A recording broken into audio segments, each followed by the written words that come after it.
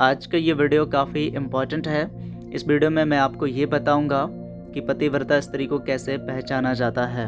इसके लिए मैं आपको यहाँ पे 3 पॉइंट्स बताऊंगा। इन 3 पॉइंट्स में से अगर एक भी पॉइंट आपके पार्टनर में है या दुनिया की किसी भी स्त्री में दिख जाए तो समझना वो पतिव्रता है।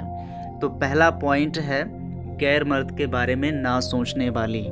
जो स्त्री गैर मर्द के बारे में नहीं सोचती है वो पतिव्रता मानी जाती है।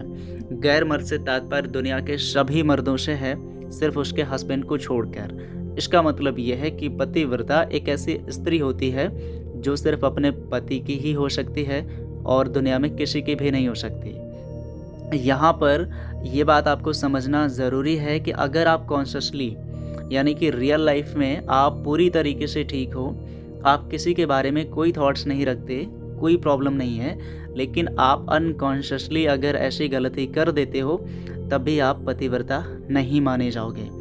इसका मतलब यह है, मैं सरल तरीके से आपको बताता हूँ कि एक स्त्री जो रियल लाइफ में सच में पूरी तरीके से ठीक है, कोई गलत ख्याल नहीं रखती है, लेकिन सपने में किसी गैर मर्द के साथ रोमांस करते हुए खुद को पाती है तो भी वो पतिव्रता नहीं मानी जाएगी। कम से कम पूरी तरीके से तो पतिव्रता नहीं ही मानी जाएगी। तो ये आपको समझना ज़रूरी है कि सपने में भी पराये मर्द के बारे में नहीं सोचना, यही पतिव्रता की निशानी है। और ये बात हस्बैंड पर भी अप्लाई होती है, लेकिन उसके बारे में हम किसी और वीडियो में बात करेंगे। तो ये मेरा पहला पॉइंट है, इसको ज़रूर याद रखना।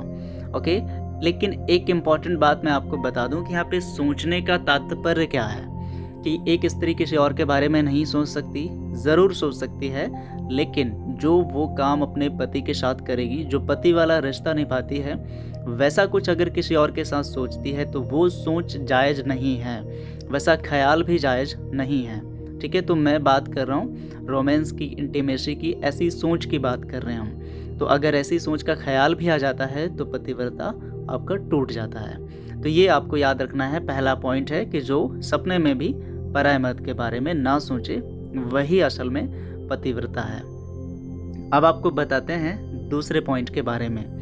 दूसरा पॉइंट हमें ये कहता है कि पति के खिलाफ ना जाने वाले स्त्री, पति के खिलाफ जो स्त्री नहीं जाती है, क्या उसे पतिव्रता माना जा सकता है? बिल्कुल माना जा सकता है और पूरी तरीके से माना जाता है।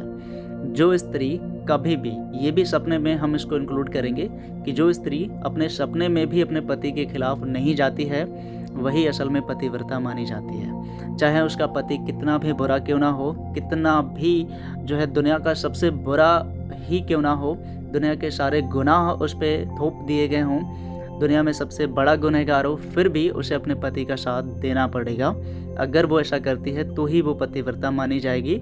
और ये मैं आपको किसी लॉजिक के बिहाफ पे नहीं बता रहा हूँ, ये मैं शास्त्रों के बिहाफ पे आपको बता रहा हूँ। यहाँ पे एक बात अच्छे से समझना आपको ज़रूरी है कि जब यहाँ पे कहा जा रहा है कि पति के खिलाफ, तो इसका मतलब ये नहीं है कि स्त्री अपने पति की हर एक बात को मानेगी या पति के फैसले के खिलाफ नहीं जा सकती। यहाँ पे साफ साफ आपको बताया जा रहा है कि पति के खिलाफ नहीं जाएगी, पति के फैसले के खिलाफ जा सकती है। कुछ फैसलों के खिलाफ जाया जा सकता है, जैसे कि अगर जो है पति फैमिली में, अपने परिवार में कुछ ऐसा फैसला करता है जो फैमिली में फूट डालने के लिए जिम्मेदार हो सकता है, तो वहाँ पर पत्नी अपने पति के फैसले के खिलाफ जाकर, उसके बियॉन्ड भी जाकर फैमिली को जोड़ने के लिए कुछ चीज़ें कर सकती है। ठीक है, जो भी उससे बन पड़ता है वो कर सकती है। लेकिन आपका पति अगर किसी से बात नहीं करता है, मतलब आप अपने पति के दुश्मन से जाकर हाथ मिलाते हैं, तो ये पति के खिलाफ जाना हो गया। इस तरीके से और भी चीज़ें हैं। आपका पति आप पे बहुत ट्रस्ट करता है, अपने दोस्त पर बहुत ट्रस्ट करता है, लेकिन आप पति के फ्रेंड्स के साथ में अगर अफेयर्स कर लें तो ये भी पति के खिलाफ जाना हुआ। तो पति के खिलाफ जाने से मना ही है। पति के फैसले के, कुछ फैसलों के खिलाफ कुछ केसेस में जाया जा सकता है, इसकी थोड़ी छूट होती है। तो ये आपको समझना है कि पतिव्रता असल में क्या होती है, वो आपको अच्छे से समझ में आ जाएगा। तो ये दूसरा पॉइंट है। अब आपको बताते हैं तीसरे पॉइंट के बारे में। पॉइंट नंबर 3 है निस्वार्थ वाइफ। इसका मतलब ये है कि एक ऐसी पत्नी जो निस्वार्थ तरीके से आपको प्यार करे, आपका साथ दे, आपके लिए चीज़ें करे, आपकी खुशी को ध्यान में रखे, निस्वार्थ तरीके से। निस्वार्थ का मतलब क्या होता है? इंग्लिश में हम इसको सेल्फलेस कहते हैं। इसका मतलब ये होता है कि आपके लिए सब कुछ तो बुक करेगी, लेकिन बदले में आपसे वही चीज़ पाने की उम्मीद नहीं करेगी, और उम्मीद करेगी भी तो उसको जाहिर नहीं करेगी, और उसको लेकर झगड़ा नहीं आपसे करेगी, रिश्तों को ख़राब नहीं करेगी। तो अगर ऐसी पत्नी है तो वो असल में पतिव्रता मानी जाएगी। मैं यहाँ पे एक बात आपको बताता हूँ कि देखिए, एक ऐसी वाइफ जो पतिव्रता होती है उसमें कुछ क्वालिटीज़ और भी होती हैं। अगर हम निस्वार्थ को एक्सटेंड करेंगे तो समझ में आएगा। जैसे कि एक ऐसी पत्नी जो आपको मॉम की तरह, आपकी माँ की तरह आपको प्यार दे सके, जो आपकी बहन की तरह आपके सुरक्षा की कामना करती हो, जो एक दोस्त की तरह आपके दिल की बात सुने, हमेशा आपके साथ रहे। एक ऐसी पत्नी अगर है तो असल में वही पतिव्रता है। और ये क्वालिटीज़ तब आएंगी जब वो सेल्फलेस होगी, मतलब कि आपके प्रति जब वो निस्वार्थ तरीके से प्यार करेगी, तभी ये क्वालिटीज उसमें आएंगी। अदरवाइज अगर वो एक्सपेक्टेशन को हाई रखेगी तो फिर ऐसा नहीं हो सकता है। और यहाँ तक इसको शुभचिंतक भी कहा जाता है। आपको पता है शुभचिंतक का मतलब क्या होता है? इसका मतलब होता है कि ऐसा इंसान जो आपकी चिंता करे आपके अच्छे के लिए। मतलब कि शुभचिंतक का सीधा मतलब होता है जो आपके अच्छे के बारे में सोचे, आपका भला करना चाहे, हमेशा आपके हित के बारे में सोचे, वही शुभचिंतक है। क्योंकि दुनिया में तो बहुत सारे लोग हैं जो आपके बारे में सोचते हैं, कुछ आपके बुरे लोग भी होंगे, कुछ आपके दुश्मन भी होंगे, वो भी आपके बारे में चिंतन करेंगे, लेकिन वो आपके हित के लिए नहीं, वो आपके अहित के लिए जो है ज़्यादा चिंतन करेंगे। तो एक्चुअल में शुभचिंतक जो है इन सारी क्वालिटीज़ को शामिल करके हुआ जा सकता है वाइफ के पर्सपेक्टिव से। तो यही आपको समझना है कि अगर निस्वार्थ वाइफ जो है वो है तो ये भी एक बहुत बड़ी पहचान है पतिव्रता स्त्री की।